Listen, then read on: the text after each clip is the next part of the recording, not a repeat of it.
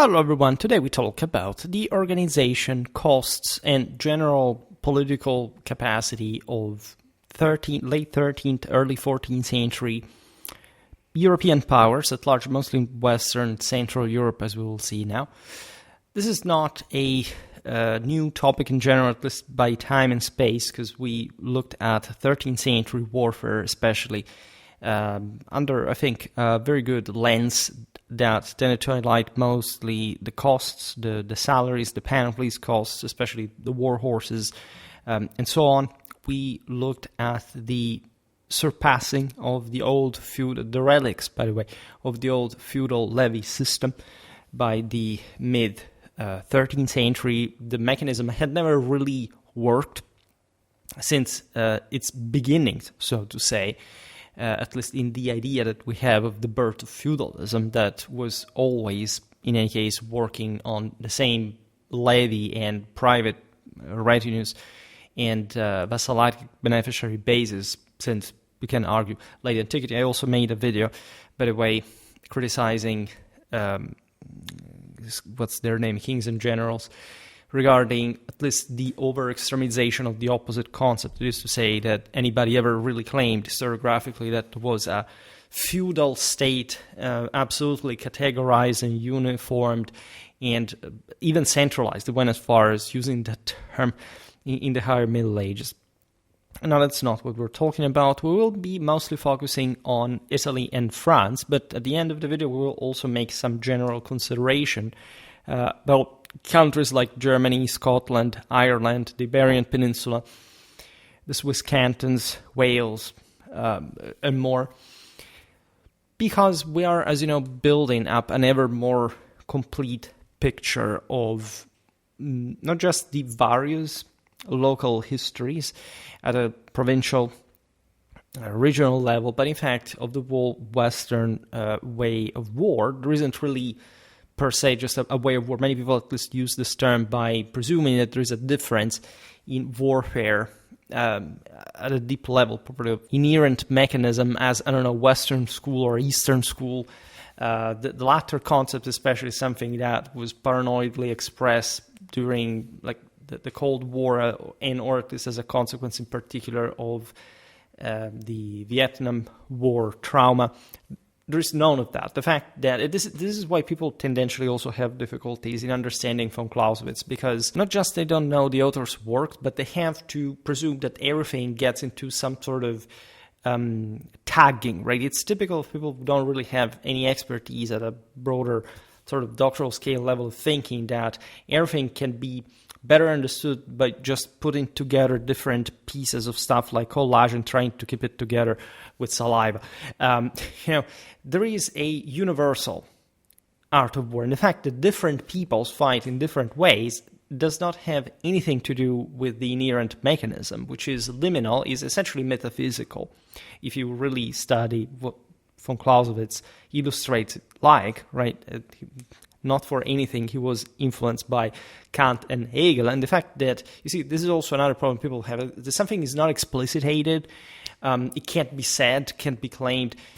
Man, if you have studied the philosophy of those generations, if you have a general idea also of the previous sort of religious traditional background, you perfectly understand that von Clausewitz makes a deliberate choice not to talk about those topics, but still draws his theory, also just from direct military experience, as a field marshal of the Prussian army, and an enormous also military historical study, by the way, not just of his era, because the other myth about von Clausewitz is that von Clausewitz is describing just Napoleonic warfare. Man, he does not understand, he doesn't take into account aviation, drones, or he did not understand, I don't know, medieval warfare or tribal war, prehistorical warfare. These are the first indicators that people have not even opened the von Kriege, not just because of the part in von Clausewitz's works about the so-called savages, but because of the actual explanation of the entire picture. And differences, however, in practice are important exactly on the ground of such universal background, right? So that we have highlighted also in the videos responding to Schola Gladiatori, especially in the counter responses, not from him, because It's not even something that I'm particularly asking for. Or I would be, I would like that because of the views, and also because I'm sure it's funny to engage in that. But say I don't make videos with the intention of specifically being responded. I do that because I like to explain based on, look, this guy who, teaches HEMA and has actually invented a term, sees warfare in this fashion and then we can make some consideration about that. And again, crazy respect for Matt Easton in general, and regardless of any political view or whatever. And that's also a secondary topic I shouldn't be digressing on. I was just releasing my video that would cause the thing that I hardly ever do, like re-listening to myself. I would never actually watch an entire video or even a substantial chunk of it. But the infamous video about my slamming of the top was almost sarcastically intended 90 history YouTube history channels regarding what I was saying, and for some reason it sounded almost I was agreeing with Matt Easton regarding certain political issues. No, I don't. But I also never thought to bring any of the debate on any of that ground. I was making just some apological, tactical, and broader sort of strategic consideration. Not the point, but you would also probably wonder why I make these videos to begin with. Right? There are some videos that really require so much, I can say abstraction because you have to stay in the details, but the latter are so much that you have to create this overarching narrative, right? Whenever there are this more cycle/lottery extracted topics and they're sort of more general, they lend themselves more easily to actually some kind of refinement, starting from these examples that the video script is based on. And the hard truth of sort of teaching medieval warfare online, by the way, and I always recount the paradox of doing this. I have tens of thousands of followers for my YouTube work, and even though I am one of the sort of top scholars in my field, just it's normal also for the more famous ones. I'm not just an early career academic. I get just a few hundreds just by mistake, so to say, even for incredibly highly crafted work. That, of course, is how you should also properly talk history. But YouTube, as I say, always gives this opportunity still, in spite of all, to sit here recording, discussing, uploading, and having lots of people listening to it, in the hope, this is personal, of course, that any of this can actually help people to understand history better, right? And there is not just a fixation with categorism, with structuralism.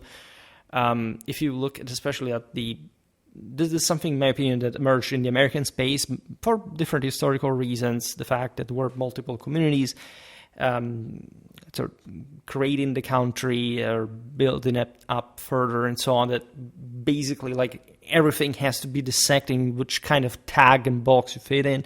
And so history becomes a distraction to sort of relativize everything in trying to carve, again, that sort of niche where you can put together some weird, strange theory to comfort your own ignorance, for that matter. It's not like I'm talking about American ignorance in particular. But when it comes to history, say medieval warfare, this translates into knowing a bunch of things about that way, a way that those guys worked in a relatively meme fashion, saying, I don't know, the Mongol armies, or I don't know, the feudal armies, whichever it are. So this very generic, vague ideas devoid of sort of time, place, examples, and actual knowledge of the sources. And, and the capacity also of reconstructing, of course, on the basis of that, how war was actually waged and fought, to the point that the horizon is minimalistic, is simplistic, is flattened, and there is no perspectival capacity whatsoever. And many people use the Middle Ages in particular because they projected sort of fractal idea of the same in a sort of 19th century nation-state idea of what their own country were back then. They don't have just a general idea of the universal values that every establishment in Europe had, regardless of nationality. That was important, but it wasn't alone, nor in fact the first thing.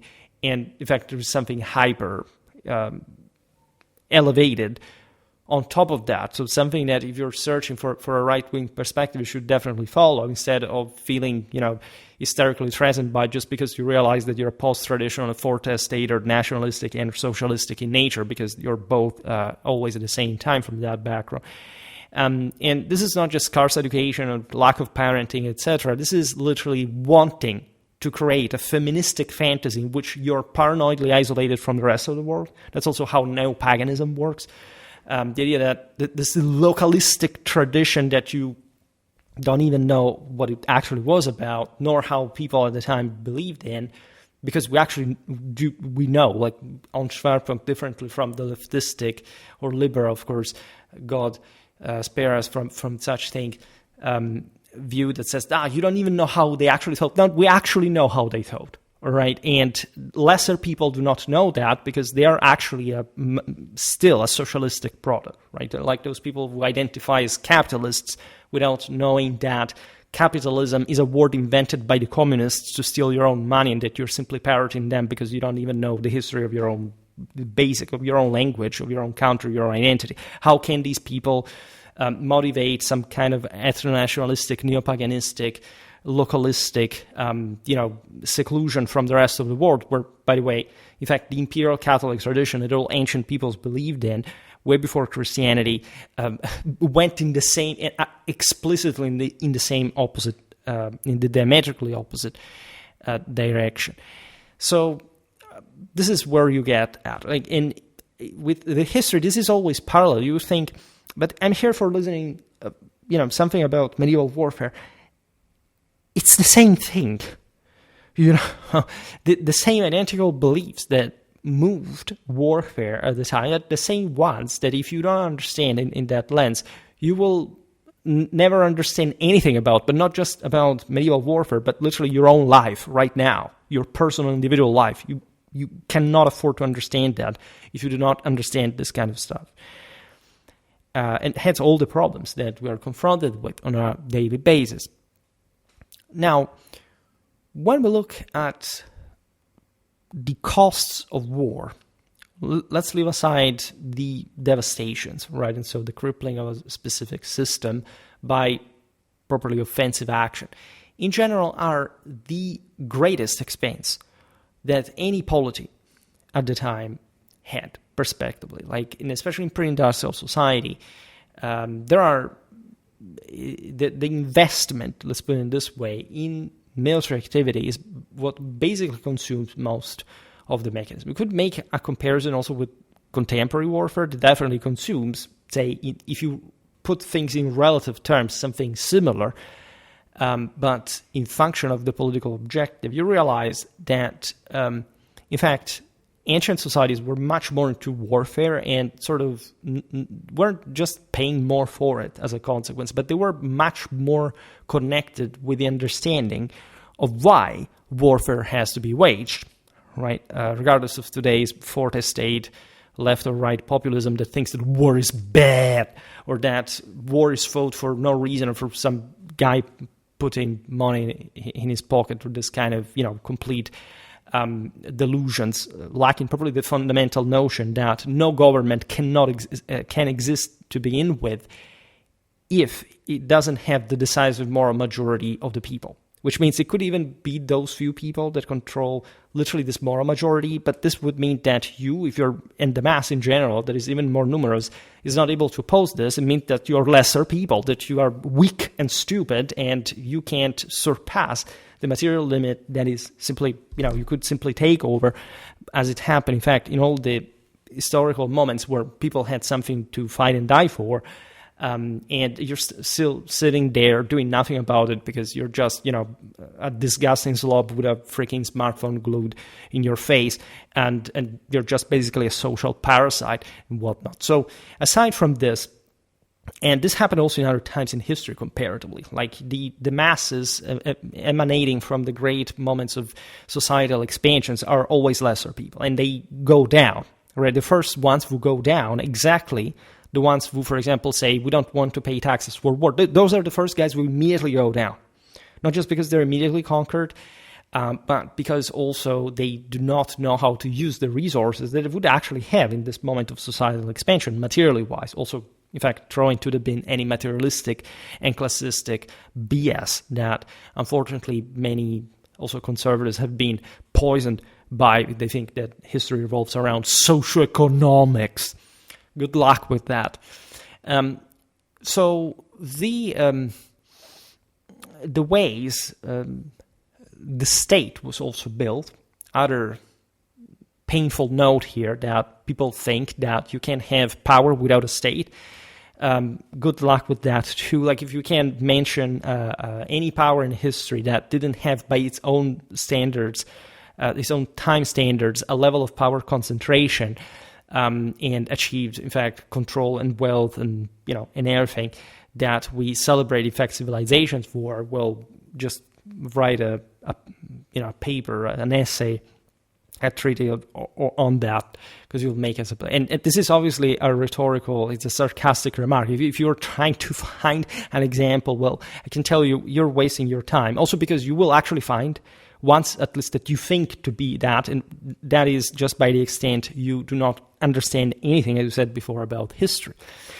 Now, in warfare in particular, right? If you think, for example, that the warrior is superior to the soldier, good luck with your social-cultural background, of course, to which you're deeply acquainted already, evidently enough. In any case, when you look at the substantial costs matched by a more extensive system of enlistment, as the French said, par semence ou par soudé, right? So by summoning or by soldiers, so by on contributions from the faithful vassals or citizens, as well as from mercenaries across all types of pure diluted mercenarism, whether overt or covert, and mercenarism is not even a great word, it's soldiery, all right? Mercenarism is more saying, picking people also from places that are not really matching with your own political identity, so to say, foreigners, in other words. You realize that the 13th century is the massive takeover, right? This is the moment in which states are properly established, and these are, in fact, by far, not just the most advanced, powerful forces out there, but also the ones that had, per capita speaking, the greater amount of actual well-being, which is also something, again, that people have neurocognitive difficulties to seemingly understand. There is all sort of section of the Groyper movement. Unfortunately, just a section, because others, I have lots of Groypers who follow me for that matter, but there is this notion that everything is based basically at that point on your genetics. All right, so at that point you have some sort of socialism brought in, because basically the notion is that the richer countries in the Middle Ages were just the bigger ones, because trying to hysterically divert from the fact that, in fact, wealth was, traumatically and disproportionately concentrated in countries that were not, say, Northeastern Europe, that were the single most underdeveloped at the time, that would have been not a concept of per capita wealth, right? And that, in this sense, the greater powers were just actually, murder, and the pure, brave, and the free, so free, like in the northern European countryside, and especially with very high qualities of living, is the denial, in fact, even of a massive macroscopic historiographical branch that studies. In fact, also you need socioeconomical history as well sometimes. In fact, disproportionate difference in quality of living, and also in military engineering, in general, political, statal, administrative capacity, and in fact, internal stability, importantly enough, across Europe. And Schwerpunkt has always been about this kind of stuff. That is to say, you can't, aside from properly from a theological point of view, there is an answer to this, because if it were just a matter of zoological determinism, why wouldn't things be immediately different? There is obviously a moral choice, and also a human degeneration, for which, regardless of what you look like, actually, being a human is disgusting to begin with. So nobody really understands, looking at the average person in any country whatsoever, what kind of, what kind of merit or value or pride or kind of, merit there would be in being that average, right? And in the Middle Ages, by the way, they understood this. They understood that there was a superior kind that ruled over the others. And unity across the continent, also its characteristics were not necessarily unifactorial in also just by type, for example, of polity, right? There were polities that were, for example, way more actually decentralized, but they had also a very much local state compared to other regional areas that had nominal states, but that were so dysfunctional and didn't have any of the local wealth or power concentration. And obviously, if you don't have a solid background in medieval history or in history in general, it's extremely difficult to go on by claiming things like the aforementioned thing, like wealth was just constant matter of, pre-industrial society of, demographic concentration. Good luck with that, right? Really. If you have an idea of the distribution of cathedrals or universities or the actual military power out there, well, there are some, aspects that you may really want to reconsider. Also, just making a tour across Europe, which less and less people are actually making in their own lives. Once upon a time, we were, kids from the 90s with money that traveled Europe in entire countries for weeks, seeing the most beautiful things. Today, it's just, a bunch of lesser people overcrowding some touristic centers for like one day because they don't have the money to even stay in the center of the place, and then coming back home, posting the thing on Instagram, right? Those are the people, again, that in history go under pretty quickly. So just wait and see. And it's not even a good thing for the community, because again, we would have resources, but because of these people, our civilization collapses. So when the 13th century witnesses also, for example, the switch from some kind of more barter-based system to a more enhanced monetary one, you have the much greater presence of proper soldiery and mercenaries. Then, as we were saying before, we're not even just people from simply foreign countries. There were lots of people, obviously, from the same country. There are moments in history when a certain nationality takes over mercenary craft. For example, I don't know, in early 14th century Italy, the Germans make up the majority of the actual fighting force as men-at-arms, right? There were lots of Italian men-at-arms, we know that, but they tended to sort of control more their own communities using these foreigners that weren't even properly settled there. When they were not needed anymore, they weren't even paid, and were sent actually against the same sort of Italian enemies in the process, and leagues followed and so on. And in any case, that mechanism shows how the same local polities were in complete control of these forces that in fact wouldn't even settle down, differently from, Scandinavia, where the Germans basically start infiltrating the entire political system. They come to reign, even at the expense, the legitimate king of Denmark, etc.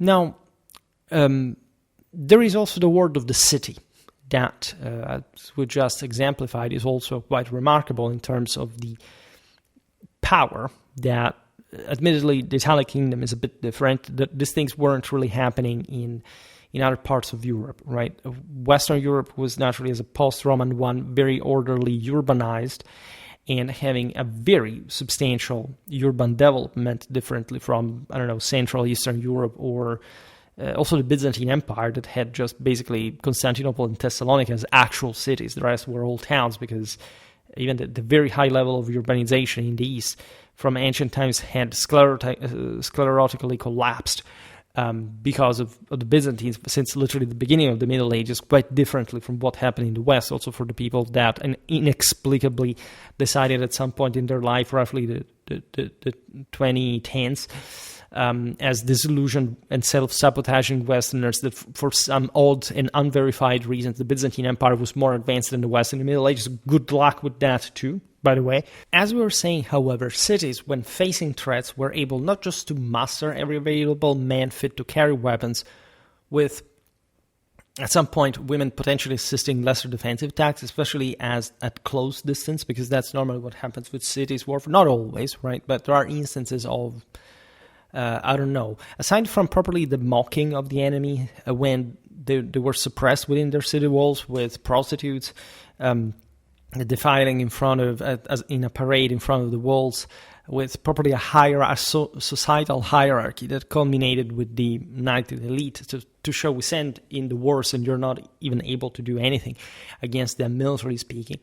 But literally, and there are instances, if you look at the peasant siege of Lucca in 1341, or there are instances also in some Umbrian warfare, you see women literally could walk for a day distance to bring the actual macaroni to their own men during the siege, or this kind of stuff.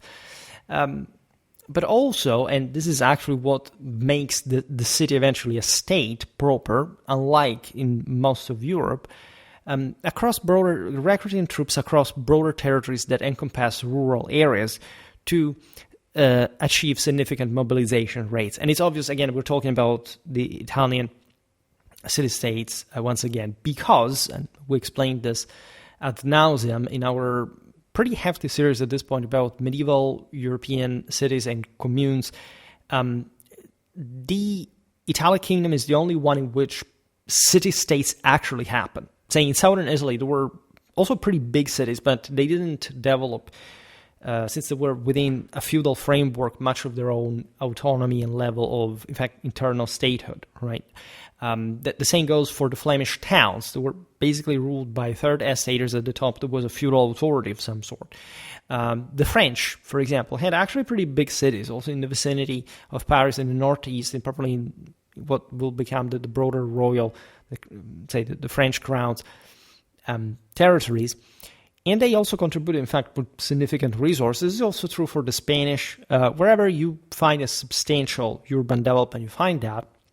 But none of these cities ever achieves, even remotely, by scale, what the Italian city-states did. Today we talk just about armies. At some point we'll talk about navies. It's obvious that, Venice or Genoa had by far the most powerful fleets in medieval times. I also made some videos about that.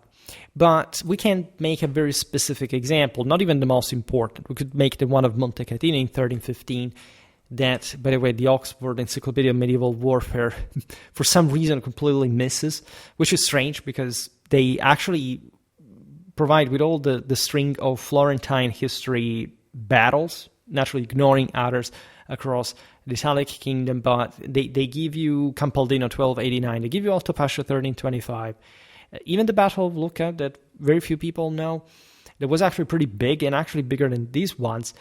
But they don't give you Montecatini, that is by far possibly the most important battle of the 14th century. It was a royal battle also for that matter, with the Prince of Taranto, the Angevins. I have a video incoming, by the way, about King Robert of Anjou, that was, as you know, not just one of the greatest rulers of the time, but in fact one that consistently interfered in Tuscan affairs, supporting the Guelphs and the Florentines. But let's take Altopascio as an example. Castruccio's victory over the Florentines. The Florentines, just also to explain you the aforementioned thing about materialism, Florence was literally the richest city in the globe. And literally. But it gets soundly beaten in basically almost all these encounters. The only meaningful clash that they won was Campaldino 1289. We've also seen the case in 1260's Montaperti. I made a video last year about its times and meaning, that we will look at also the reconstruction of the battle at some point. But in fact, it gets beaten repeatedly by Lucca, by Pisa, right? That often coalesce, admittedly, to face the Florentine might that here we literally take as the pinnacle of, especially logistical capacities, right? There is some, it may be, we shall see what kind of videos to make about this, but it's very interesting because you realize that these wealth centers were sort of wars at war in open ground, and they however were much more resilient and stable in sort of broader political terms, or at least maybe not stable, but at least they could mobilize much more resources in the moment to defend rather than to offend. And in fact, the great Ghibelline centers, often collies, also ruled from smaller centers that were for some reason able to hegemonize the rest around. In any case, 1325 is one of these encounters. Castruccio will win, but as you know, the famous Antalminelli nobleman of Lucca, that was also a favorite of King Edward I of England. He had seen action in the Franco-Flemish War, in the soldiers. Apparently, at least this is a Flemish legend. It's from the Annales Gandenses, if I'm not wrong, of the 15th century. So it could actually be spurious for that matter, but the context does fit, because we know that there were actually Italian forces that the French hired after Courtrai, exactly from Lombardy and Tuscany, with all those contractors from like the Scotti, and I don't remember who they were. Musciato Franzese. That's an interesting name. And we will surely make some video about those, because it's incredibly fascinating, because they kept at bay Flemish infantry, the one that had taken down the flowered French cavalry out there. And so people often, you see, what I said before, like this complete lack of perspective on how actual, not just, for example, how actual battles were fought, but in series, diachronically, in which country had what at the same time, what kind of objective measurement you can do about it. That's something that nobody teaches. And it's something almost ridiculous if you think about it in perspective. But the costs are staggering.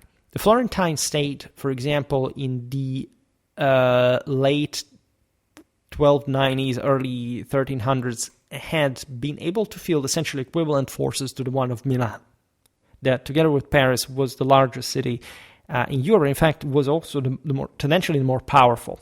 All right, they had even multiple armies on different fronts. In May, I made a video about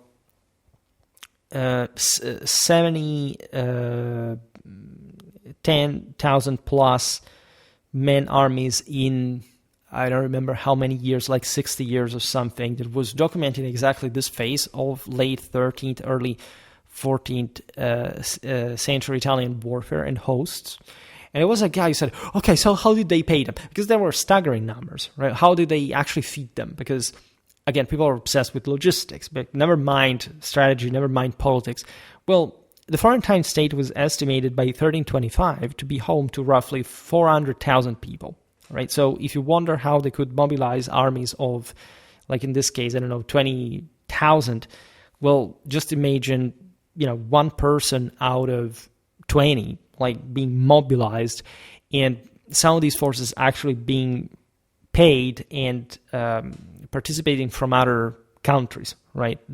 For example, the leader of the Florentine host at the Battle of Altopascio was Raymond of Cardona, was one of these Occitanians that were sort of bound mostly to the Angevin system and routinely sent soldiers from southern France or other places. There were Neapolitans, there were Frenchmen, etc.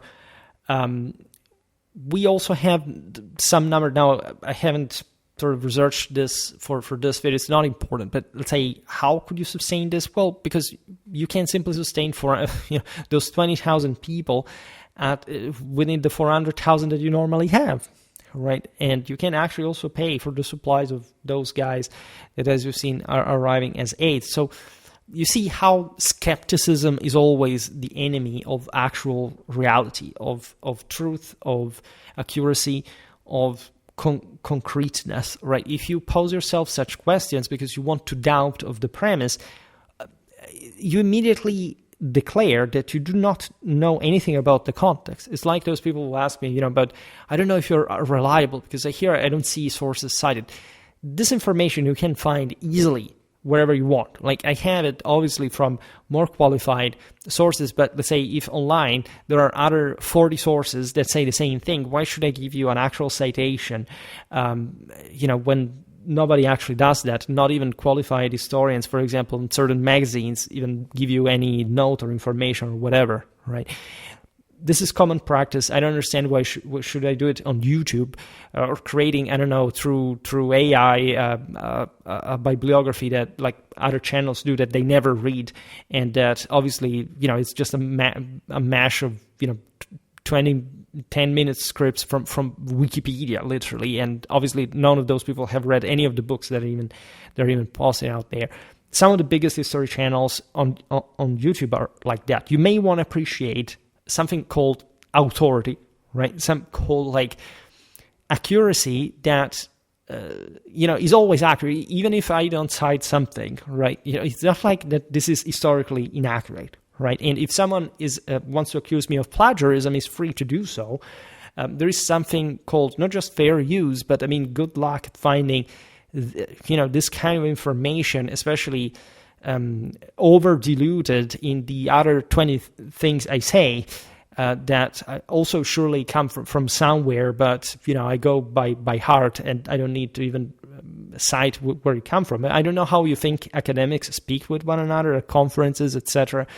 What they actually care about is the expert's opinion, right? Not where they found the citation, right? That's also what the mentally feeble and the social-culturally diseased normally think like, because they do not know, in fact, at all what history is. Like, if you do not know what I'm talking about, it's because you don't know anything about the context, and you cannot therefore evaluate it. And I don't have to do it for you just because you have trust issues, right? There are psychoanalysts for that. Historians do something completely different. Actually, now that you provoked me, I found the actual quantity. At least there are different sources, and again, that's how you should actually write an article.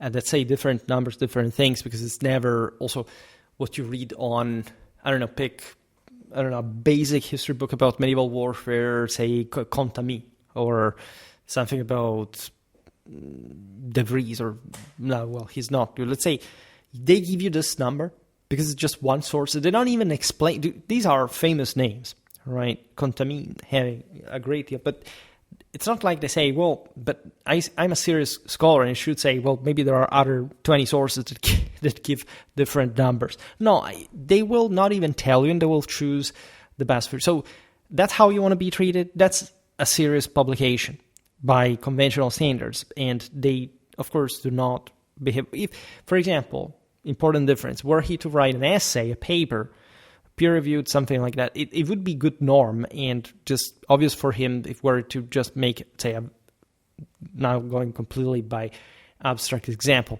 an article in the same Battle of Altopascio, he would obviously have to provide with all that stuff. At least it's good. He may not do it, right? But as a historian, you should, to be more credible, because for a battle that relevant, one of the few relatively famous of the early 14th century sort of Italian theaters, it's big enough for requiring that level of attention.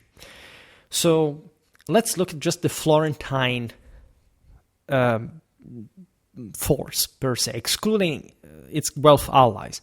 We know of 1,500 mercenary knights, read soldiers, 500 knights from Florence itself, right? So these are probably Florentine men-at-arms. And again, among the 1,500 knights, surely there were other Florentines, but there were also lots of other guys, mainly, as we were saying before, especially at this point, Frenchmen, Germans, and around, plus other Italians, by the way, and around 15,000 foot soldiers, right? This is not even an immense force. It's 200,000 cavalry and 1,500 infantry. This is a solid, sort of cockily, compact, provincial to regional scaled field army, right? And already if you find, the Kingdom of England, the Kingdom of France fought, normally there were all hosts of this size. For example, at Montecatini, we know that both sides had, at least, the Guelphs had something like 30,000 men. Also at Lucca, also at Zappolina, for example. So it's not strange for that to happen to begin with. In fact, Altopascio is not even this sort of cool battle. Great Ghibelline victory, but the Lucchese also sort of exhausted themselves in a few decades. They were basically done for after Castruccio died. That's a long-term cost as well, like the exploitation of the communities, because as we were saying before, there are the rural forces. These 1,500 Florentines are actually largely from the aforementioned 400,000 Florentine so-called confederacy. It's a big word, like, but still say subjected allied communes, not just the ones of the Florentine districts, but still also peasants that were, by the way, well hipped, right? Because especially arrived at this point in history, late 13th, early 14th century, if you look at, I don't know, also what the Flemish communes infantry looked like, they were basically clad all in the same way. You have a servilier, you have mail, you have also some extra reinforcement, all kind of specialties. We have made lots of videos about 13th century infantry as well. We'll come back on that because it's very interesting. The point is that these men were just sent into the meat grinder because the peasant communities did not have the same negotiating power of the broader lordship. Let's say it was the fact of being established by the bigger commune. There were actual also peasant communes. There aren't just the communes in the form of city-states, right? Also in the districts, there are communes and universities, so to call, and so on. And they're fairly well equipped. And obviously here, the Florentine state, for example, has all the interest of having them well equipped and administered and so on. It costs, but at least they have more reliable forces. In fact, at Altopascio, it's painful to see how, for some reason, Villani is vague about it, as usual, because he tries to rationalize and or to attribute to one factor the ultimate cause of the defeat, to say, oh, look, we were just 1 inch away from that, so the tip of the balance. The cavalry abandoned the infantry, and the infantry even withstood for a while. The Ghibelline cavalry did. However, we don't hear of flank attacks at Altopascio. Without cavalry support, the infantry was to crumble, and that's, in fact, kind of a sucker battle. If anything, we don't know very much in detail about its development, which is also eloquent regarding the Battle of Altopascio put in perspective with other ones of the Italian region in the era, because sometimes we have not just bigger battles that haven't been famously studied. Here it's important because it's sort of big battle defeat for Florence, but there was also Castruccio in between. Machiavelli wrote about him later, all the story, right? So for this reason, you have such battles standing out more or less, but it's not like because they're objectively more or less important per se in a political, military, social sense. A party of German mercenaries from the Lucchese side blocked the Capiano Bridge that basically prevented, in fact, the Guelphs from safely retreating, and many of them got killed in, if I'm not wrong, the Guisciana stream. They drowned at Similia, obviously chased by the Lucchese forces. In this case, mobilizing 2,000 men-at-arms and 15,000 foot meant mobilizing one adult for Florence here every 6 or 7. Tuscany, and as a whole, at the time is estimated to have had 2 million residents in total, by the way, and it was one of the most intensely populated areas in Europe, but it was also actually richer in relative terms than others that didn't have that concentration, and as a peak in the world in particular. Now, you understand how heavily militarized, after all, this society really was. If you make the count, there was a commentator of that video made about the 10,000 plus man armies out there, that if you make the count alone, you're basically saying that there were 700,000. And that list does not even count all the other armies, nor necessarily sometimes we don't even know how many troops were from the others. Well, okay, we do know. But I mean, some forces were mobilized because those are not from battles alone. The biggest from battles were actually fought because also their greater strategic odds were concentrated, but sometimes they were just expeditions.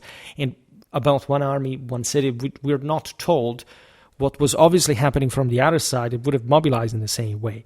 So you can't count 700,000, but you can actually easily talk in the millions regarding people who had served in arms in the span of a couple of generations. In this land, it would have not had more than, at large, than 10 million people.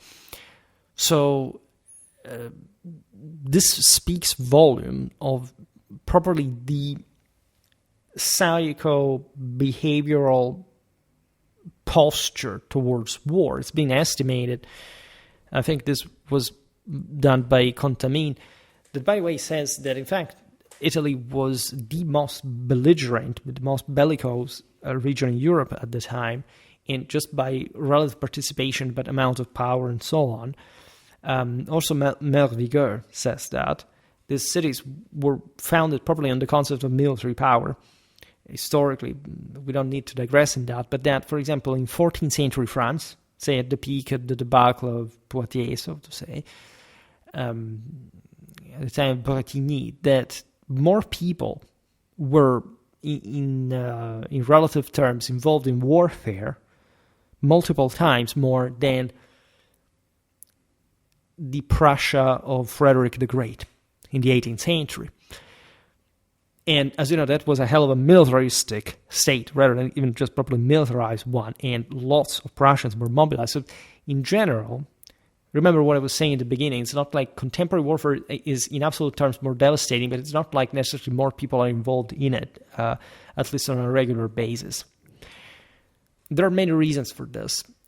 So when you look at these scenarios, realize how deep and important warfare was, also in a broader anthropological and, say, spiritual sense. By the way, in the early 14th century, just to stick to the Florentine example, we'll come back, I think, on it later, I'm not sure. In fact, Florentine Republic accounted for merely 1/6 of the 2 million living in Tuscany.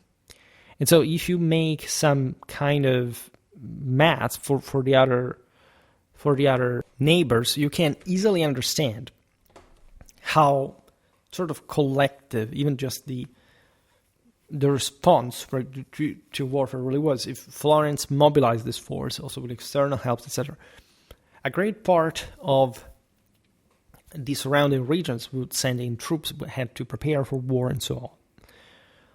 Over in England during 1298, and these are some of the peak moments probably of the country's manpower deployment, an army featuring 25,000 foot soldiers and no fewer than 3,000 knights likely conscripted about 5% of the adult male populace.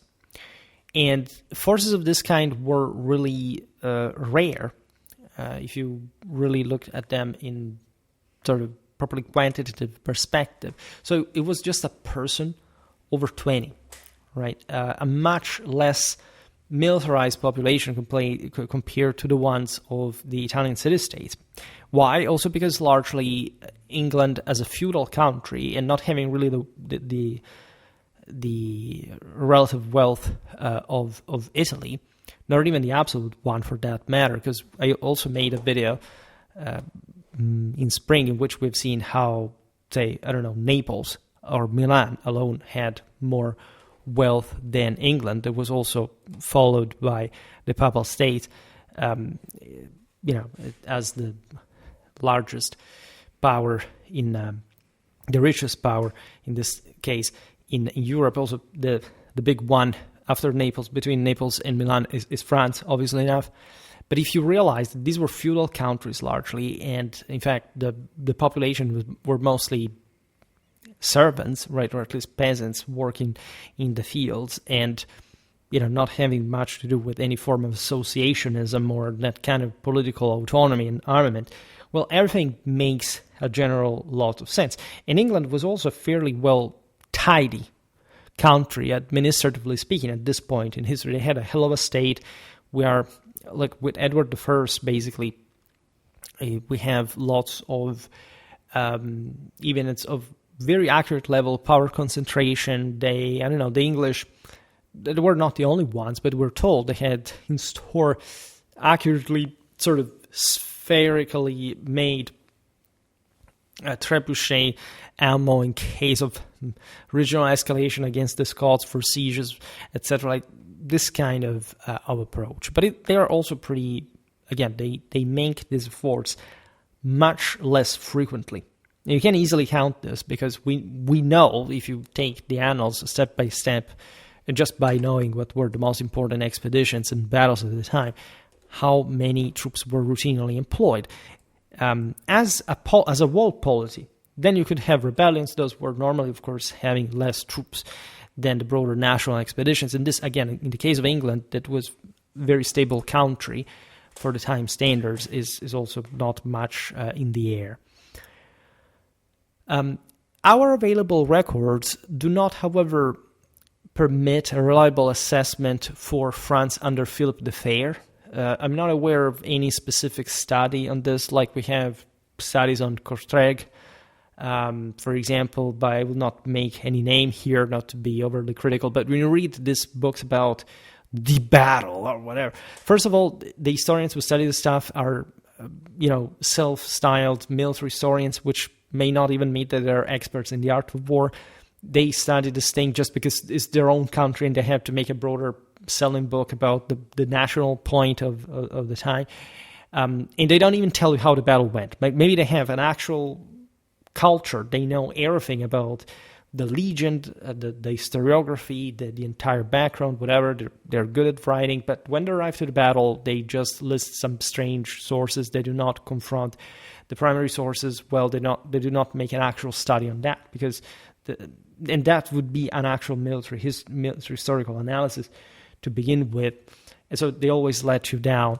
That's the measure by which we do not study enough the art of war. If you don't do that, how or why would you even talk about warfare? Nobody does. Philip IV's France, however, was literally the massive beast at that time. We should note that in 1304, this monarch requested assistance from the major lords in southern France, but it's also largely Occitane. It's interesting because Kortrijk is 1302. As we were saying before, in the immediate aftermath, he called mercenaries from Italy, from Spain, to fight against the Flemish rebels. And later he calls Occitanians in particular, right? And the importance of this call is that these were technically that were vassals of the King of France, and so they weren't merely some external help. And these provinces are the one of Toulouse, Carcassonne, Périgord, the Rouergue, the Auvergne, and the Beaucaire, right? So it's actually a wide area, some of the most developed parts of Occitania, the ones that had been conquered a couple of generations before by the same Capetians. And Philip the Fair, in this case, and again, we're documented about this, sought specifically, the numbers are very precise, 2016 men-at-arms, along with 17,350 foot sergeants. All right. Of course, this was not solely an estimate whose actual fulfillment remains unknown. That's the other issue. But a monetary levy, actually, right, rather than direct provision of troops, right? This is, in fact, an estimate based on 1 man-at-arms per noble holding 500 pounds in income and 6-foot soldiers per 100 households, right? So this was based on some broader assessment of the local district and population and so on. The other enormous problem, in fact, and that's why I always say beware of archivistics in general, because people are under the impression that history is made with archives. Yes, in origin and in principle, but in 2025, we have so much stuff, so much published evidence that people do not study because they've been indoctrinated in the idea that in order to be a cool historian, you have to go to an archive to find something new, and not knowing anything about the rest of the history, literally of one day before, one day after.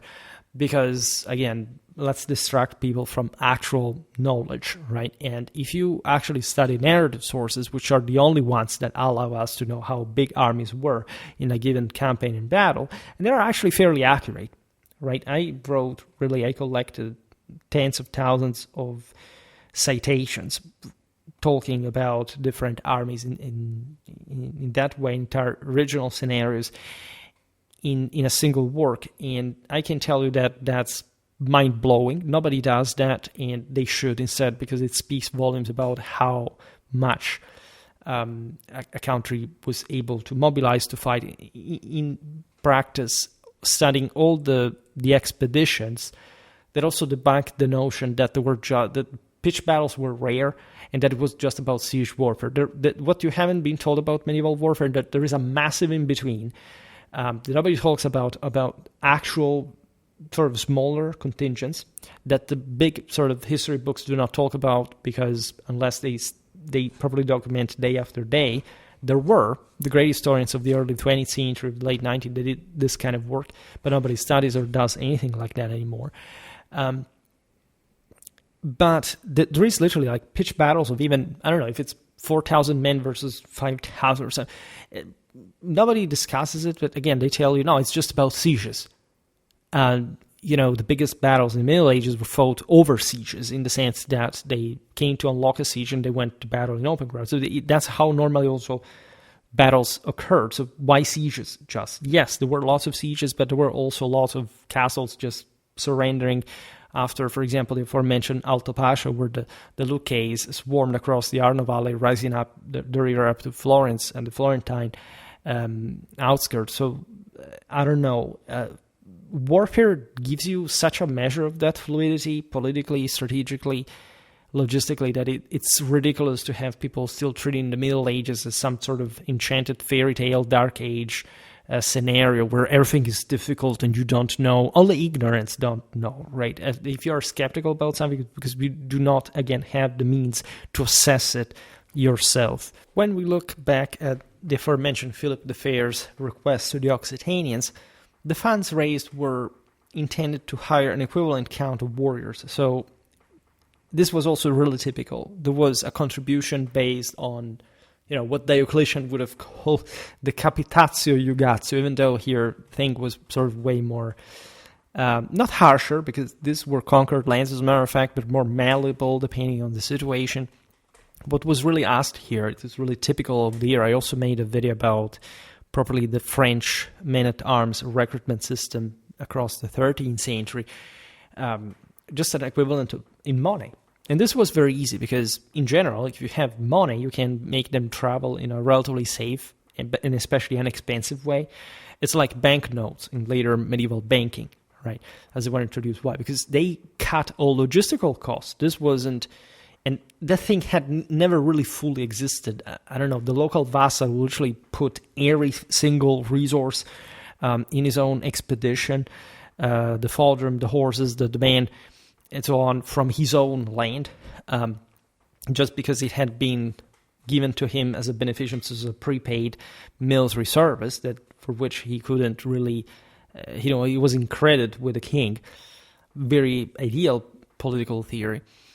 But at this point, things get much easier just because there is more precious metal around. There are faster and quicker ways to raise that, right? The rise of that in Capetian warfare, we've seen it also in a relatively recent video about, in fact, Angevin Capetian warfare was pioneered, in fact, in particular by France and England, also by the Italian city-state, let's say in a feudal sense, by those aforementioned countries that had, in fact, the bigger national capacity to levy in a more orderly way, right? We're also bigger powers, but they didn't have all that level of power concentration.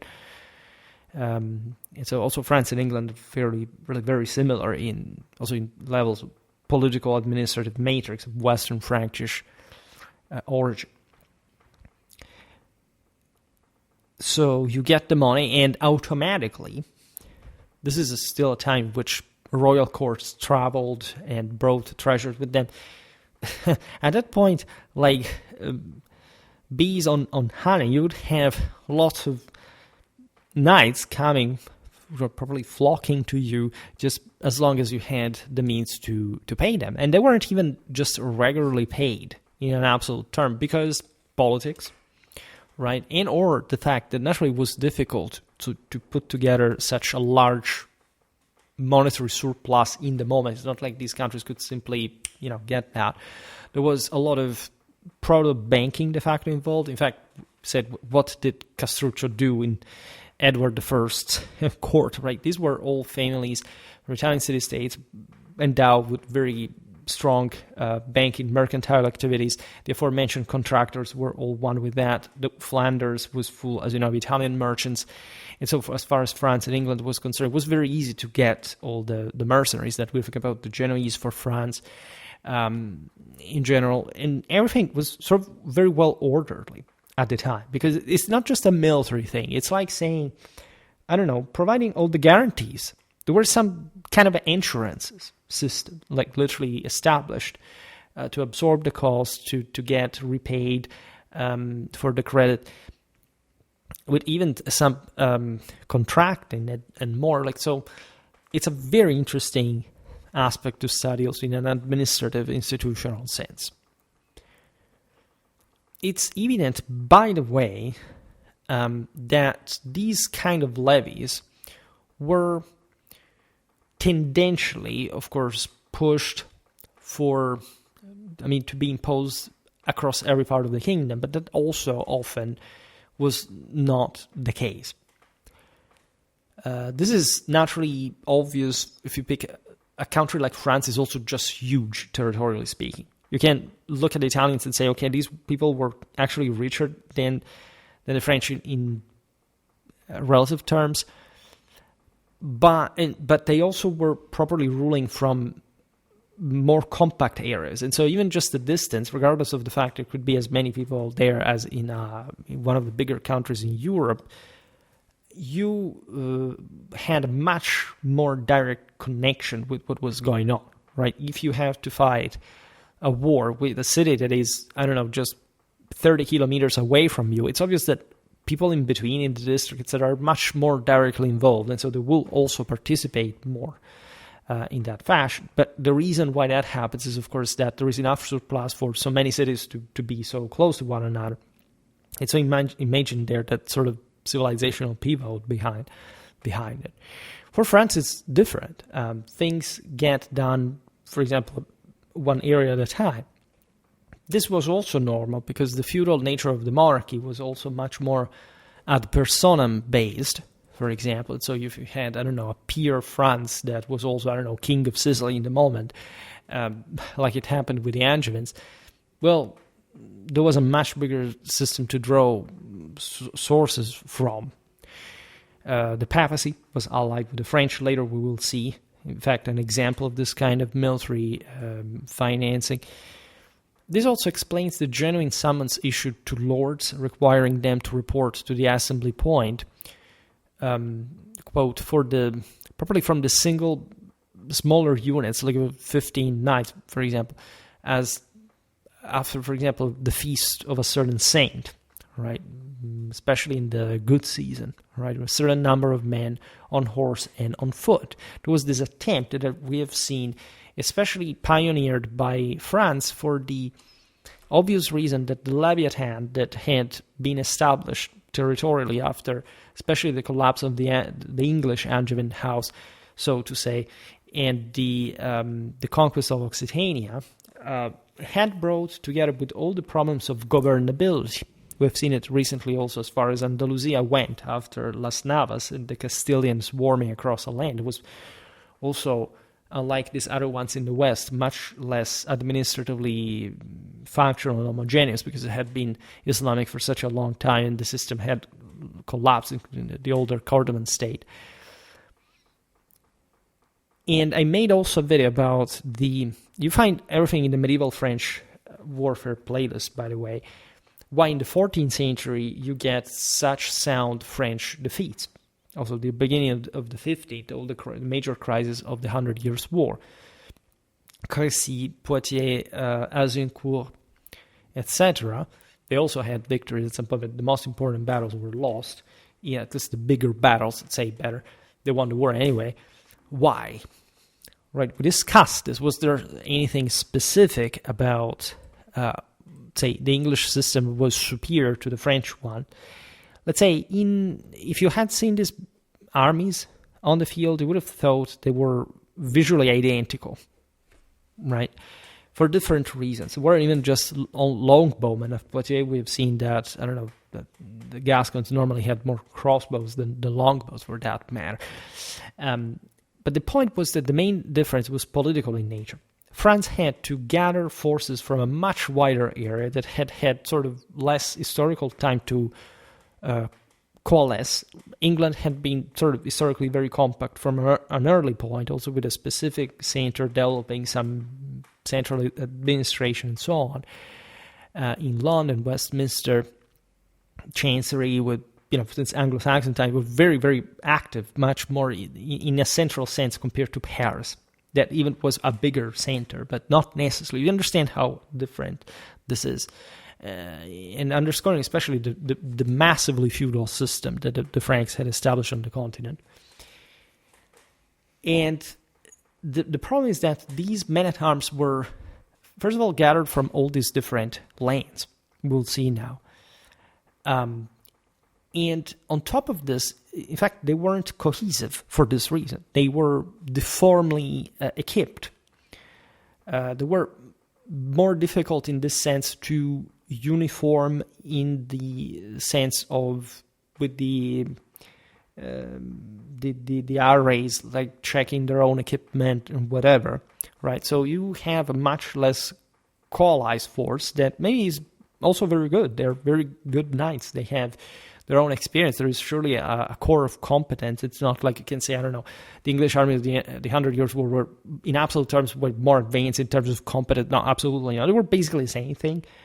But the bigger the army, first of all, so the bigger the difficulties in keeping it together, and across such a different space, things were sort of less uniform and therefore more difficult. Also, in a strictly political, cultural sense, the aforementioned lords in question asked for serving for those, 15 knights as a core base and so on, were organized by, in fact, geographic zones in the Kingdom of France within the call-up rosters. Toulouse, Carcassonne, Périgord, Rouergue, Beaucaire, that we see before, Occitania. Then you have the north, actually. The same Ile-de-France, Berry, Normandy, Poitou, Champagne, Brittany, Maine, Anjou, Touraine, Perche, Limousin, Burgundy, Vermandois, Beauvaisis, Artois, Courby, Ponthieu, Vendomois, Auvergne, and Lyonnais. So the entirety of France, right? Even areas that technically were just vassals of the king, like Brittany, that wasn't actually controlled directly by the Carpathians yet, as you know, that will happen only in the Renaissance. So when you look at this, you realize how in need of forces the King of France was, because it was easier, as we've seen also in England, to collect large forces from sort of a relatively vast country, extensionally, regionally speaking. But in this sense, the capacity to concentrate eventually what you could levy was relatively limited and stretched just by territorial extent. And so through the communications, the coercive means of the time, this was no joke. And so if the Kingdom of France has succeeded in recompacting nominally this all these lands and its sovereignty by the 13th century, it's not like by the 14th, the system is all fully integrated, like, the English kingdom would have been from quite a substantial amount of time. And it's not like also there was a difference between the Saxon South, the Midlands, think about all the barons, rebellions, and so on. So similar problems in scale. Actually, the systems being very similar, especially at this point in history. Then England in the later Middle Ages got more the structure, at least France at this point developed, in fact, a much more pioneeristic statal administrative mechanism, such a much more developed one. So the English earls had some sort of much more straightforward control of the local communities. The French had, this third estate agents in between the bigger vassals and the smaller communities. It was something much more hierarchical in nature.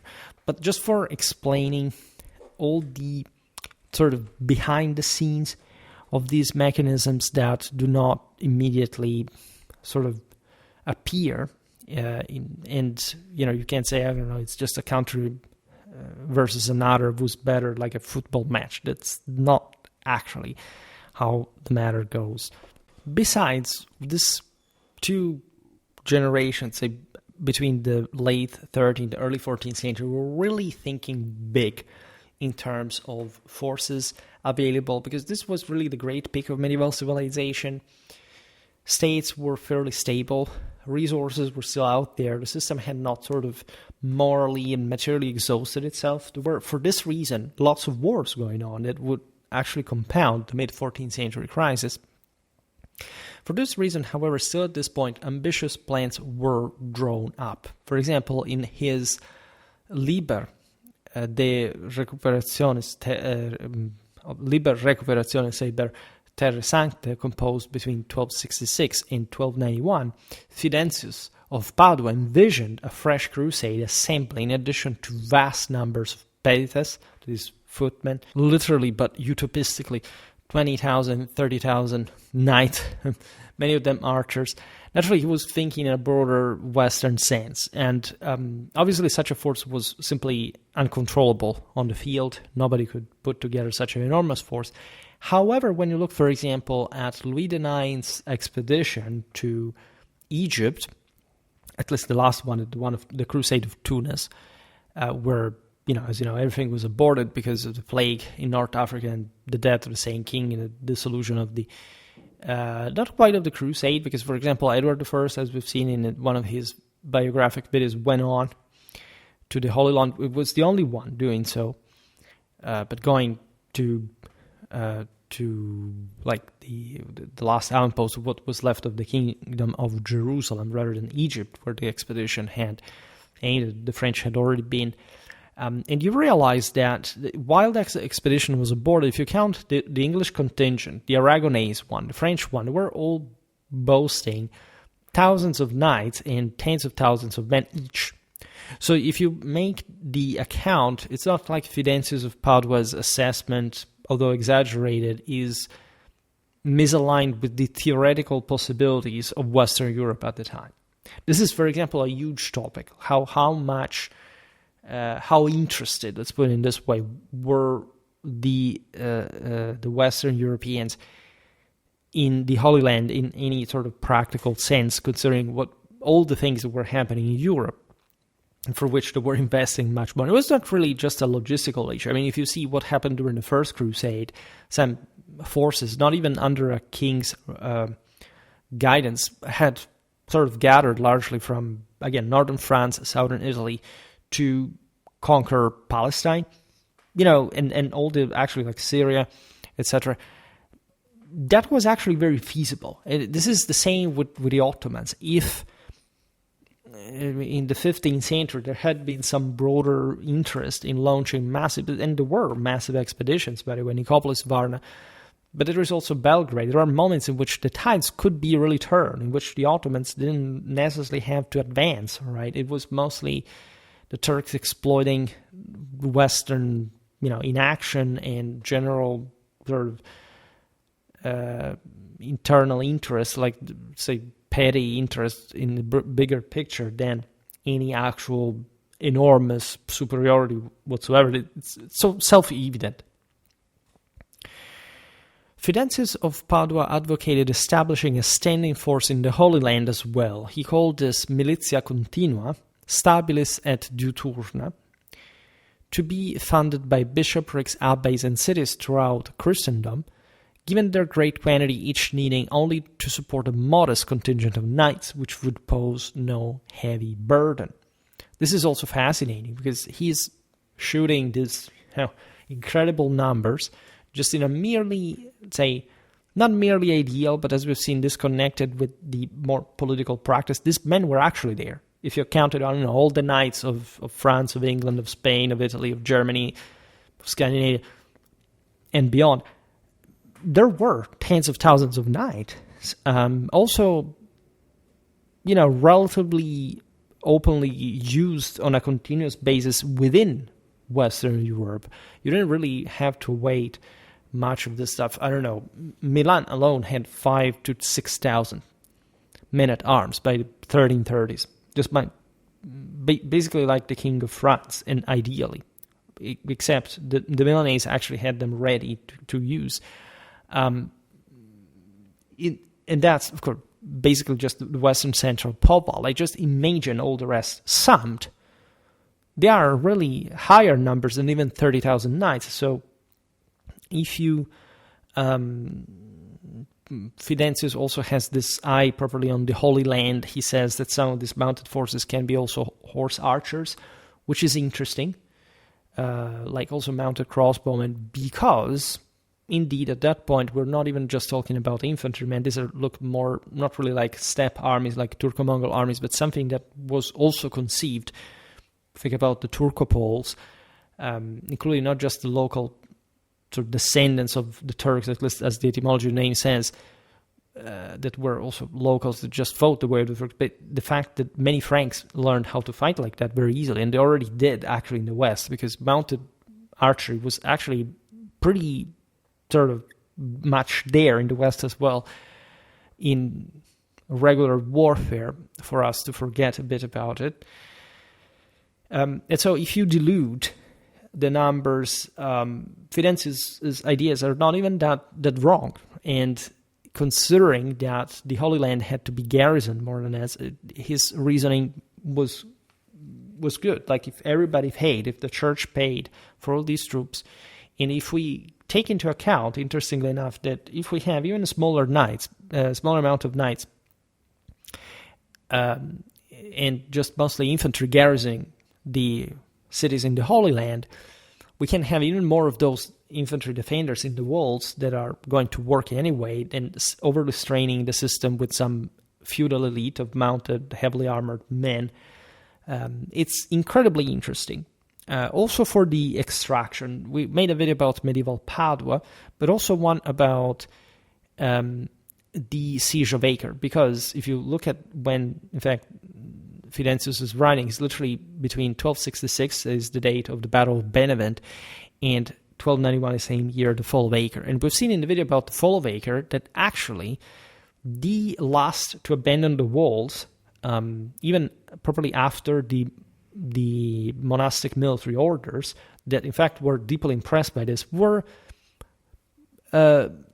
anonymous Italian militiamen, infantrymen from places like, I don't know, Orvieto, if I'm not wrong, places like in central Italy, in Umbria. They were the last properly to withdraw to the citadel, defending the walls till it was really possible, when the Templars had already pulled out of that.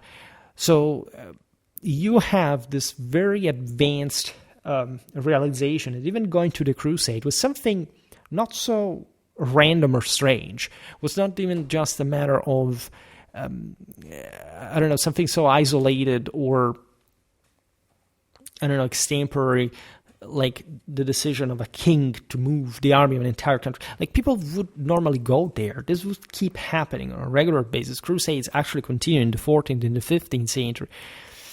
And we have lost a little bit of that specific history, the awareness of such practice, which is really a shame, considering also the quite important and even successful military historical pages of that. Surely once crowned by heroism in any case. During 1323, a delegation headed by Charles of Valois to Pope John the 22nd aimed at launching another crusade, presenting these numbers: 5,000 men-at-arms, including 1,000 sustained by the Hospitalier Order's assets, that now surpassed those of the Templars, that, as you know, had been purged quite brutally by Philip IV, and had also some branches found safeties in other lands, especially in the Iberian Peninsula, even as far as Bulgaria and so on. Consider that the Templar houses, just like, I don't know, the ones with the Teutonic Knights, the Hospitaliers, most of these what were scattered across the entirety of Western Europe, right? There were hundreds of these. And that's fascinating. We haven't made enough videos about it, but it's also their distribution is quite eloquent, because there were veritable, as you know, armies within regardless of their elite nature compared to other knights within other states. This is typically medieval, and you understand also how cohesively European this concept is. But I'm digressing once again. 5,000 men-at-arms and 15,000 foot soldiers. The ratio is interesting because it's actually an overstrain of men-at-arms compared to the foot soldiers, which we would think would be the other way around, also because foot soldiers would be needed a bit to counter also with archery, the enemy, the Turco-Mongol archery. The men-at-arms were this super force. And so here's Charles of Valois that will... that comes from a very feudal background, so reasons in a very French way. Naturally, the Crusade was not even launched. It projected costs of 1,600,000 livres tournois over 5 years. You would say, but this is enormous. Well, just consider that Pope John XXII was arguably the most military active pope in the Middle Ages, at least by policy. Spent, I think, for just a couple of years of the siege of Milan in the crusade against the Visconti, something like 1,200,000 florins. So and the army was not even that enormous. It was something like between 2,000-3,000 men. So these costs are actually, the numbers are a bit strange, especially also in the army segmentation. However, they are by scale within the norm of this. And put differently, the envisaged crusade was to total 8 million livres tournois if we follow, for example, I don't know, the numbers we've seen before for the costs across France that were required to hire troops. If we look at Fidenzius of Padua's sort of insights on the also sustainability of these armies, etc. Naturally, which power was able to fund such forces? Well, just again, France, Naples, Milan, England, the papacy. These were basically the ones who could even hope to have that enormous power leverage, and still quite realistically preferring to use this in a much more dosed way for contingential political and strategical goals at shorter range. And that's when we talk about what I was anticipating at the beginning regarding other countries, because as I was also hinting at the beginning, the idea again that there is a different type of warfare, right? That we've seen here the bigger powers, right? But the idea that warfare was not exclusively the domain of states with substantial treasuries should be mitigated by the fact that unless we're looking literally at tribal societies that barely existed still in Europe at this point, unless you look at very, again, northwestern, northeastern fringe of the Celts, parts of Eastern Europe, you're looking at places that, may not have the most developed states, but were still sort of power to be reckoned with. For example, say the end of the 13th century. Let's stick to that, so that we are in the full might. At this point, there is the first economic stagnation preluding that there is a erosion of resources up to the crisis of the mid-14th century. There are natural disasters. There are some issues going on. In any case, it's mostly due to politics, right? States are fighting like one another like crazy. And so the notion is that across various places like Germany, Scotland, Ireland, and at least portions of the Iberian Peninsula, there would have been some clashes of smaller scale. The mistake is presuming that you can categorize these as such, right? You cannot separate structuralistically. It doesn't make any sense. Minor, what do you mean by minor? By the way, plunder expeditions executed just by warrior shepherds. Yes, if you see some parts of Spain, there is that more still tribal, tribal is even too much, because where do you no tribes from last time in Spain in pre-Roman times. But some lifestyles, some level of communal association, some level, again, here of mountaineer communitarism, etc., in a smaller sense, yes, witness a lot of raids, a lot of sort of smaller skirmishes, the fighting a lioneta as a form of just specialization for guerrilla warfare in a fringe dimension. Yeah, but there are big armies in Spain crossing those places all the time as well. Also, the idea of grassroots revolts being something, this, if anything, from a political point of view, it's more categorizable. Because indeed, when you look at the Swiss cantons, at Wales, at Scotland, these are very different countries, right? You could add Flanders, for example.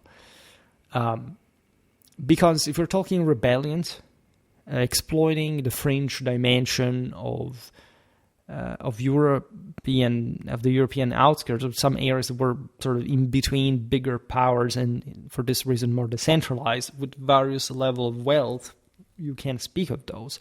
For example, Scotland and Wales were poor countries. Switzerland, so at least at this point, was mounting, was something in between. The Flemish were rich. Right, but for example, Scotland had what was becoming at this point heading towards a fully fledged feudal monarchy, whereas Flanders were just basically, town leagues, forces. The Swiss were cantons, mountaineers, also driven by some communes, some cities. Wales, Ireland in particular, were much more primitive to an extent. So if you look at the warfare of these areas, it's not like they even fought in dramatically different ways from, say, France or England, for example. Germany is also a big feudal country. The state has failed there, but still, it's not like there isn't wealth or manpower. It's a turbulent, sort of warlike country, always at war for some reason. There are big clashes, and as you know, I'm very much into the Battle of Markfeld, 1278. That's one of the largest feudal battles, probably in terms of numbers of knights in medieval history, together with Benevent or Tagliacozzo, for example. So nobody really talks much about these. It's all about how much you were able to congregate forces for which reason. After all, I don't know, the Habsburgs had a large force now in southeast Germany. They were actually very powerful. We don't give it enough credit for that. So we talk about Germany, what are you talking about? I made a video about the Dittmarscher that barely recognized the fact that it was a German kingdom or an empire. But why? Because they were, secluded in their own marshlands against the North Sea. As a Frisian community where also the local nobility was pretty scarce in power. Look at the Counts of Holstein that, however, still managed to control them for most of their history. Regardless of also the bloody defeats they suffered. There are similarities here and there, but it doesn't really mean anything, including the fact that some of these countries preferred infantry warfare. I mean, even the English did, but those were a fully fledged feudal monarchy with knights dismounting for tactical contingent reasons, and a bit of habit gained against, say, the Scottish infantry armies as well. So you can't really... There are very specific ways to define this infantry, say, forces, because they were mostly about that. If you pick the Flemish in particular, they just had infantry. The Scots at least had some cavalry, but not as much as the English, because they were from just a poorer country with less surplus, and most people were just footmen. So that was the reason. It wasn't a structurally specialistic reason why the Scots fought like that. It was literally how anybody would have fought in those political, social conditions. Nothing about, oh my God, warfare was changing because infantry was heading towards some... No, right? It was not good, really, to have infantry-only armies. It was actually just something pretty lame compared to the pinnacles of the art of war achieved in Western Europe at that point. It's not like they couldn't gain victories like that, because again, we're not looking at traumatically distant political social systems by pre-industrial standards. Very similar countries indeed, but still, right? for the time standards, they were really doing something different, and it was an important divide in that sense. The point being what, essentially, that you should get into a bit more of the politics and not confusing this for the technical side of the story. For example, if you look at even some parts of Germany or even the Celtic fringe, you realize that there were these private, so to say, ventures with half-banded flavor undertaken by knights and burgraves from, I don't know, even places were very advanced, like the Rhine Valley, Swabia, Franconia, Bavaria. These were actually some of the richest and more developed post-Roman, the places from which some of the most prosperous princely courts in Germany stemmed.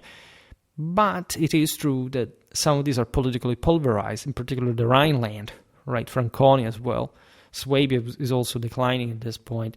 Bavaria is more compacting. Austria is too. So you see, it's all by degrees that we can make these assessments, and as we've seen also, from these areas had, if you look at the Battle of Muldorf, there are many of these engagements. We realize massive amounts of knights, just like, I don't know, France or Italy or others could do, right? So it's always a matter of degree. The point, if anything, again, is whether there is a concentrated state that allows you for doing certain things. Even the concept of power-concentrated state may be surpassed, especially if we're talking about a feudal country is very developed but is a failed state in some way. At that point, the relics of the state will be able to provide, again, for princes more local powers of sort. So it's not like they disintegrated this for some kind of crisis or the fact that they were underdeveloped. Germany was more developed than Scotland, obviously. Some areas, maybe not. In the northeast, you can argue that things were a bit gloomier, right? But some areas, like, I don't know, southern Germany, historically the Rhineland, were very prosperous, to say the least. So it was not a matter of material shortage. In there, you can, in fact, find out the system in action when warfare activated. Even though it wasn't merely a matter of matter, so to say, still that helped and still corresponded to the spiritual levels and therefore the political capacity. The strongest monarchies could assemble sizable forces, by the way, still only for brief periods annually. Beyond that, they soon depleted their resources, unable to stave off fatigue, resentment, or fury among subjects who viewed especially Christian wars and the accompanying taxes, something that would occur rarely, or at least very least briefly. We made lots of videos about at least the way just warfare should have been waged in the Middle Ages. Most of the previous phrase's judgment is stemming from essentially the few treatises that talk about this, but in reality, nobody. I have extensive experience with medieval literature in terms of chronicling and properly those who told the tales of the various polities fighting with one another. Nobody really cared about the fact that warfare was being waged between Christians. I mean, in theory, the papacy tended to divert forces from against Christians to heathens, to infidels, but let's say the reasons why states fought was not something that could be subjected historiographically to the moralistic whim, especially later medieval warfare, where most of those theories were mostly espousing the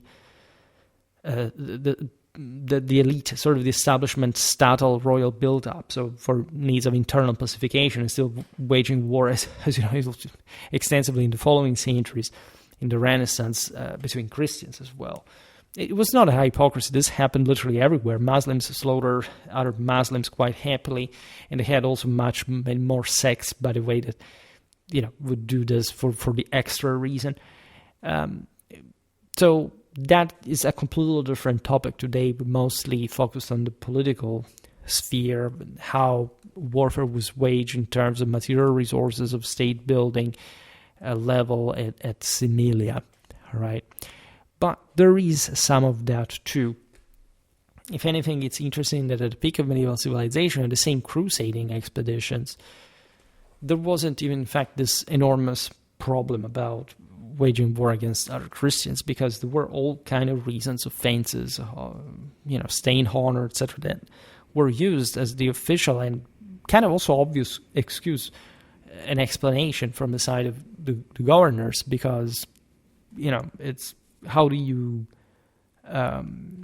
really change this? Like it's obvious that if a power starts bullying another and the other lets go, it's going to be weakened. So you always have to adjust political relations through power, through force, through violence. And it's completely normal. Everything makes sense the more you study warfare in depth. And this weird moralism does not take into consideration the actual substratum over which this happened and the reasons why it happened. It's mostly like a modernistic vice, because we look at ever more sort of utopistic theory from the early modern age as our own point of reference against an allegedly sort of barbaric Middle Ages, while we're looking at just some hypocritical, whining from the Renaissance in times of actually even more increased, in fact, viciousness against one another, which to that extent maybe can just espouse this, but that does not want there even to understand what the broader point actually was. What to say? Talking about this era in warfare is quite fascinating, and I have to make more evidential videos about this part, because the end of the 13th century, the beginning of the 14th is my period. It's probably the one where I specialize in, and it's the most beautiful in the Middle Ages, arguably. Right, 13th century is beautiful in general, like also the central part. But history is all beautiful when you know this. This was, however, the densest moment in medieval history, and many people have, oddly enough, no clue about this specific generations as an era on their own. I mean, if you think about the 15th century, there is some a sort of aura of systemic understanding and chapters, historiographically speaking, you can think of. This period, the end of the 13th, the early 14th century, has not really caught the interest of pop culture in a way that would make it really a moment on its own. Personally, as a historian, I'm really working hard to make this happen finally, because it seems obvious for this era to be much better represented. And in fact, on Schwerpunkt, I do exactly this. As you know, I have some playlists that are really designed for the specific centuries. And looking at here, one of the 13th has 130 videos or so. The one of the 14th, more than 100. So step by step, I must say, also with the biographical series that I started very recently, to cover also some sort of more strategical aspects and specific warfare, we are not doing badly. We're not doing badly at all, and it seems to me that actually there is really a lot to observe, to appreciate, and it's important to go on with the more cyclical, systemic, lottery topics, because they yield really, a very relevant amount of information. All right. For the rest, there is always something more to learn, and in general, it's important to observe any kind of content on any kind of corner. Here I see some of the incoming videos, for example. They're very interesting. Nobody does them. And Schwerpunkt was born and will stay with this cycle because it allows to more evenly distribute properly the various topics, right? And with the specials, I try to compensate for certain gaps that unavoidably form, because, again, historiography sometimes is, as we often say, pretty oblivious in, or bias in, also not because they're searching like to boost one side or another, but because they just don't know. They may not be aware of specific times and places. I think with Schwerpunkt we're really doing a great work, and if you're interested in fact in what I do, just know that there is much more than just, the Indo-European history content. All right, I see that unfortunately views go down every once in a while if I don't make those, and it's a pity because you're losing the best. You're losing really online. There is none of this. The topics are very important. This is not about shocking or always having you hyped with the next super topic that nobody talks about, at least the one that everybody would like to hear about and that for clicks on as a sort of almost self-clickbaiting. But you see, a topic like the one we discussed today, it's so clarifying, right? When also I make those video responses to Schola Gladiatoria, why do you watch those so much? Just because, I told about something that he did, like literally the same identical thing. I'm teaching from several years online, and it's not like people flock to watch that. So it's really disturbing to an extent, and I don't think that it's a very good idea. I think that one should be way more consistent with properly identifying the correct level of historical relevance content making. I think it's really helpful and can bring us pretty far if we continue like this. Very well, however, for today I stop it here. I just hope that you enjoyed this video. If you did, please share it. Otherwise, leave a like or subscribe to my channel if you're interested in my upcoming content. As always, I thank you heartily for listening to me. I wish you a nice time and see you next time.